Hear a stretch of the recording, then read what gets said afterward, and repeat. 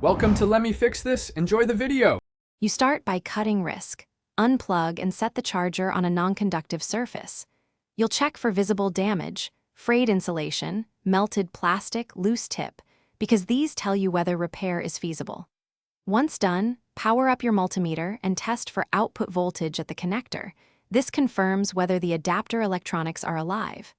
Make sure to note the rated voltage on the label so you know the expected reading, and prepare either a barrel plug swap or a cable splice depending on that result.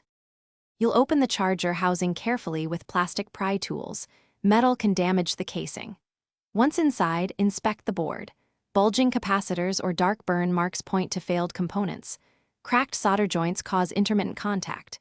Next, trace the cable with continuity mode to isolate whether the break is in the wire, connector, or internal fuse. If the internal fuse is blown, replace it with the same rating.